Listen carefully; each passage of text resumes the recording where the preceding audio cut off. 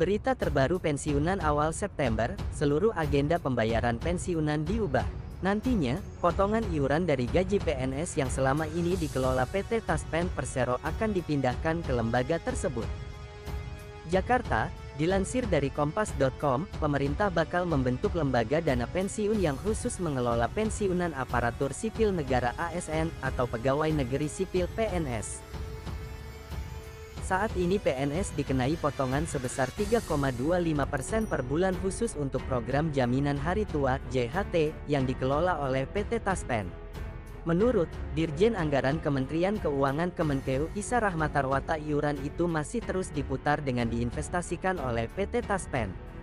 Potongan iuran dari PNS ini akan diakumulasikan dan dikelola terpisah sampai saatnya pemerintah membentuk dana pensiun.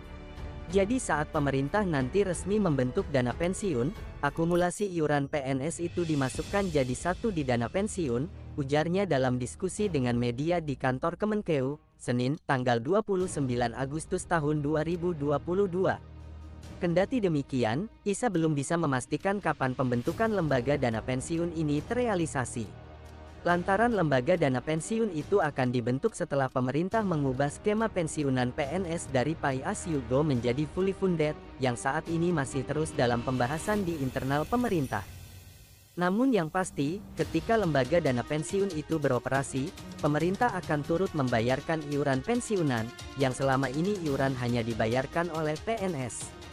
Iuran dari PNS dan pemerintah sebagai pemberi kerja itulah yang akan dikelola oleh lembaga dana pensiunan. Dengan demikian, ketika PNS tersebut mencapai usia pensiun, maka pembayaran pensiunan diberikan oleh lembaga dana pensiunan secara penuh, bukan lagi mengandalkan APBN seperti yang diterapkan pada saat ini. Kalau sudah dibentuk dana pensiun, pemerintah akan membayarnya iuran untuk PNS yang sedang bekerja ke dana pensiun. Lalu yang bayar pensiunannya ketika PNS pensiun, ya dana pensiunan. Jadi pemerintah enggak lagi membayarkan manfaat pensiunan, jelasnya. Terkait pengelola lembaga pensiun, Isa bilang, hal itu akan bergantung pada kebijakan pemerintah.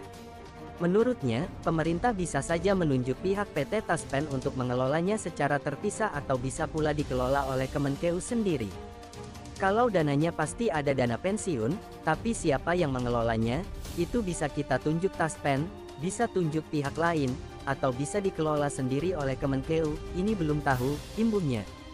Isa menambahkan, lembaga dana pensiun itu kemungkinan besar hanya akan mengelola iuran PNS yang ada di PT Taspen, sementara iuran dari gaji TNI Polri yang selama ini dikelola oleh PT Asabri tidak ikut serta.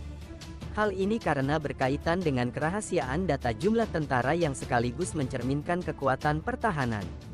Menurut dia, umumnya di banyak negara, pengelolaan dana pensiunan tentara berbeda dengan pegawai pemerintahan. Meski demikian, ia memastikan, nantinya pengelolaan dana pensiunan TNI Polri akan dikawal untuk menjaga akuntabilitasnya meski ada kerahasiaan data jumlah tentara. Jadi kami tentu ingin tetap ada akuntabilitas, tapi memang pada titik tertentu Army Forces itu limited information, terutama terkait berapa jumlah orang, tutupnya.